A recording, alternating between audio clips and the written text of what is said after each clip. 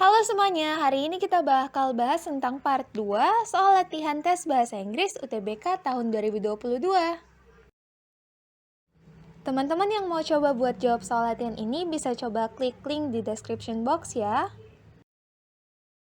Oke, jadi ini teks bacaan yang bakal kita pakai buat jawab soal-soal latihan hari ini ya. Jadi soal nomor 1 itu, the first paragraph of the passage above mainly discuss titik. Nah, ini kan bicara tentang first paragraph, berarti paragraf pertama. Nah, selanjutnya itu kita tetapin keyword atau kata kunci dari tiap pilihan jawaban. Nah, yang warna merah ini adalah keyword dari tiap pilihan jawaban. Nah, tapi sebenarnya ada nih cara cepatnya. Paragraf pertama itu biasanya berisikan penjelasan paling umum dari suatu teks. Nah, jadi kita cari deh pilihan jawabannya. Yang mana sih yang paling umum kira-kira? Nah, kelihatan ya, langsung di pilihan jawaban B, itu langsung dia bilang kalau B itu General Explanation of Omicron Variant, atau penjelasan umum dari varian Omicron. Nah, jadi pilihan jawaban yang tepat untuk soal nomor 1 adalah B. Nah, kita langsung lanjut ke soal selanjutnya ya. Nah, kalau soal nomor 1 tadi itu minta kita buat cari main idea dari paragraf pertama.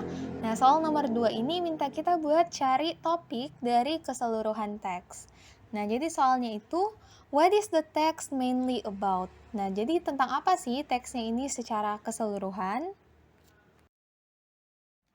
Ini mungkin quick review aja. Nah, jadi apa sih bedanya topik yang dicari di soal nomor 2 ini sama main idea?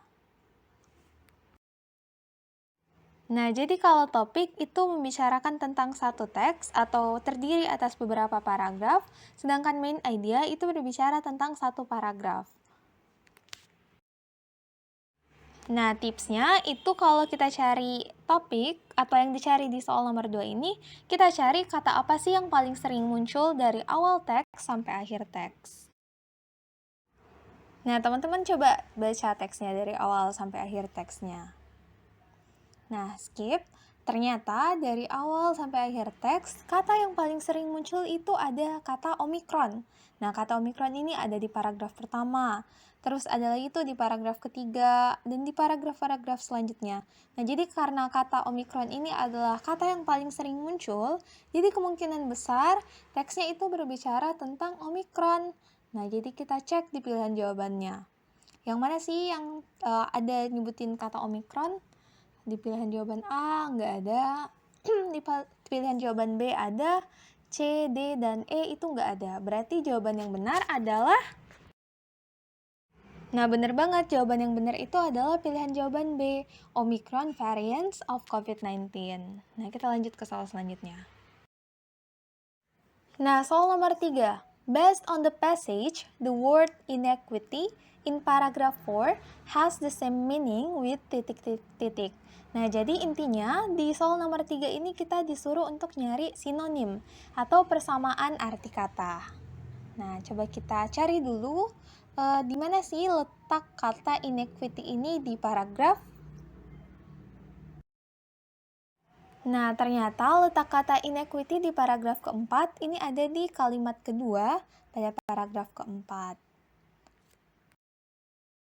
Nah, tapi sebelumnya kita perlu dong tahu apa sih maksud dari kata inequity ini. Nah, karena kata inequity ini diawali dengan kata in, berarti kata inequity ini memiliki makna negatif. Nah, jadi kata-kata yang berawalan in itu biasanya bermakna negatif. Tapi selain kata in atau awalan in, biasanya ada juga nih awalan-awalan lain yang bermakna negatif. Yaitu bisa berawalan an, this, non, ab, an, dan anti. Contohnya misalnya undeniable, dissatisfaction, anti-vaksin, kan semuanya itu bermakna negatif. Nah, termasuk ini juga nih kata inequity, dia juga memiliki makna yang negatif. Nah, karena katanya itu bermakna negatif, kita harus cari juga di pilihan jawaban kata yang bermakna negatif. Nah, jadi di antara kelima pilihan jawaban, ada 3 nih kata yang bermakna negatif juga. Ada unfairness, instability, dan unfavoritism. Nah, terus apa sih arti kata inequity? Jadi inequity itu artinya ketidakadilan. Nah, jadi kita cari kata yang mana sih yang maknanya paling mirip atau setidaknya sama kata inequity ini. Nah, kita ambil kata dasarnya. Ketidakadilan itu berasal dari kata tidak adil atau intinya adalah adil. Nah, kita cari di antara unfairness, instability, dan unfavoritism, yang mana sih yang maknanya paling mendekati? Nah, kata yang pertama itu favorit. Apakah favorit itu sama maknanya sama adil?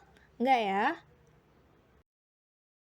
Terus kata instability, kata dasarnya stabil. Apakah stabil itu sama dengan adil? Nah, kurang tepat juga. Terus yang terakhir itu unfairness, berasal dari kata fair yang berarti adil. Nah, apakah unfairness sama inequity itu sama?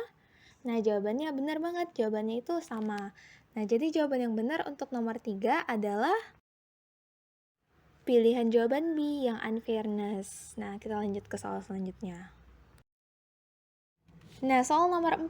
Based on the passage, the word crucial in paragraph 4 has the same meaning with titik-titik-titik.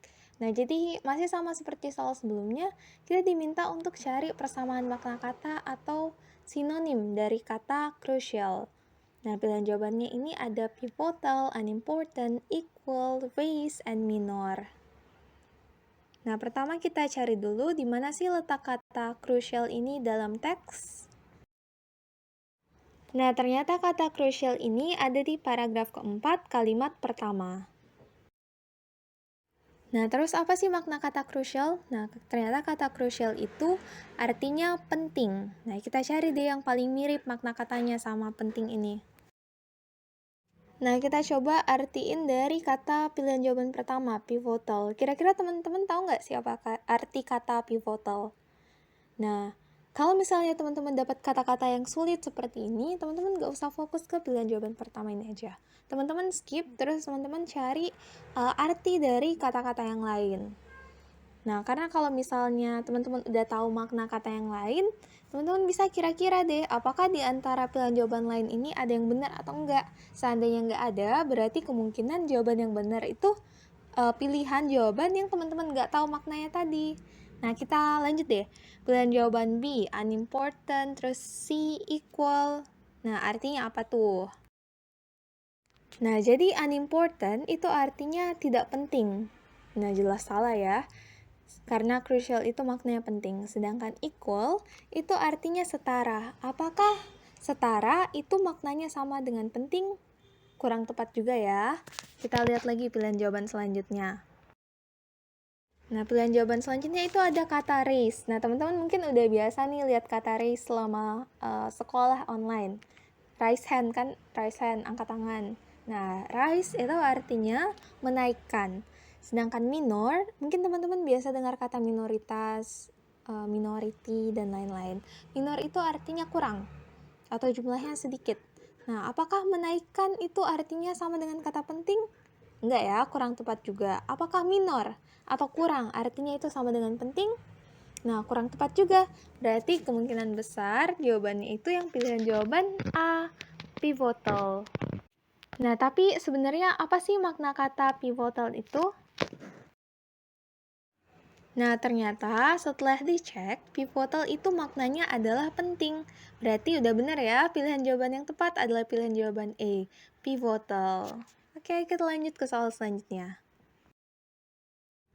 Soal nomor 5, paragraph that explain the difference of Omicron with other variants is titik-titik-titik.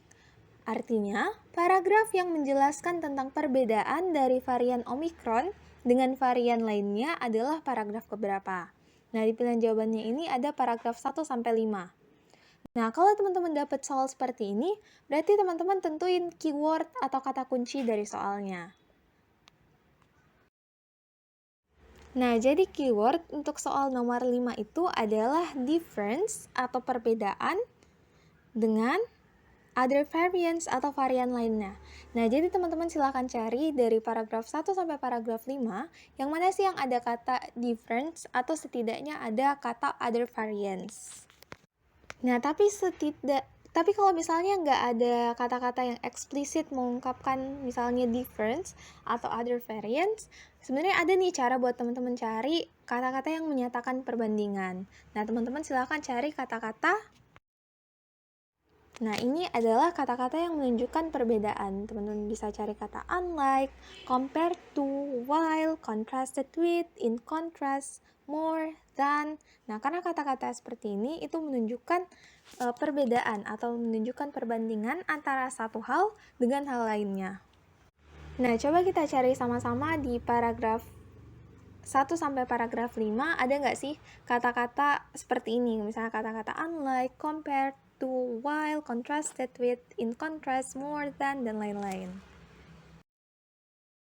Nah, ternyata ada nih di paragraf terakhir. Dia bilang Omicron is spreading more quickly than other variants. Nah, jadi dia bilang varian Omicron itu menyebarnya lebih cepat daripada varian lain. Nah, berarti kata-kata ini menyatakan perbandingan.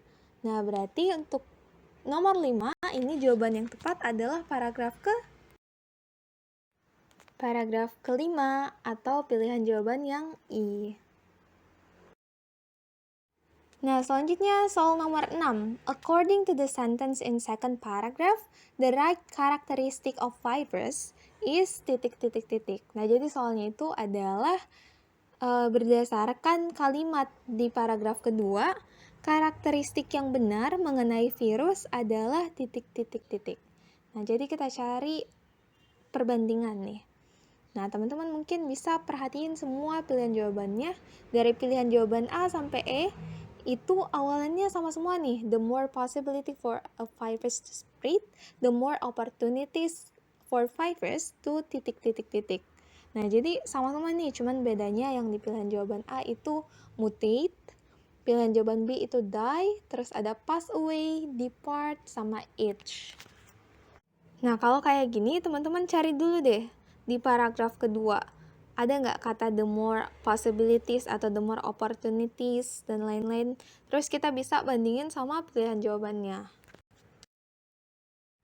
Nah, ternyata kata-kata yang mirip ini ada di kalimat terakhir di paragraf kedua. Dia bilang kalau the more opportunities for a virus to spread, the more opportunities it has to undergo changes. Nah, jadi semakin besar kemungkinan virus untuk menyebar, maka semakin besar kemungkinannya untuk mengalami perubahan atau undergo changes. Jadi intinya si kalimat ini itu bicarain masalah perubahan. Nah, jadi kita cari di antara kelima pilihan jawaban ini yang akhirannya bicara tentang perubahan atau proses perubahan itu yang mana ya kira-kira? Nah, kita cek pilihan jawaban yang B, die. Terus yang C, pass away. Nah, udah jelas pilihan jawaban B dan C ini salah karena dia bukan bahas tentang perubahan, melainkan dia bahas tentang mati atau virusnya itu hilang. Karena dia bilang kalau the more opportunities for virus to spread, semakin besar kemungkinan virus itu menyebar, maka semakin besar kemungkinannya untuk mati atau semakin besar kemungkinannya untuk pergi dan menghilang. Nah, jadi pilihan jawaban B dan C ini kurang tepat. Nah, jadi kita coret pilihan jawaban yang B sama C. Terus selanjutnya kita cek pilihan jawaban yang D dan E. Yang D itu dia bahas depart. Depart itu artinya keberangkatan. Nah, apakah sesuai nih keberangkatan sama perubahan? Masih kurang tepat juga ya. Sedangkan yang pilihan jawaban E itu dia bahas itch. Itch itu artinya gatal. Apakah gatal itu maknanya sesuai dengan perubahan? Nah, masih kurang tepat juga. Jadi pilihan jawaban yang D dan E itu kurang tepat. Nah, jadi kita coret pilihan jawaban yang D dan E.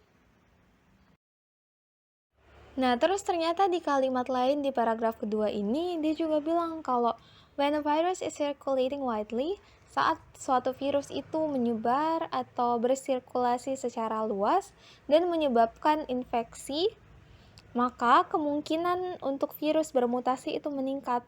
Jadi, perubahan yang dimaksud di kalimat kedua itu adalah mutasi atau mutating. Nah, jadi sebenarnya udah kelihatan nih kalau jawaban yang benar di soal nomor 6 itu yang A, atau the more possibilities for a virus to spread, the more opportunities for virus to mutate, atau untuk bermutasi.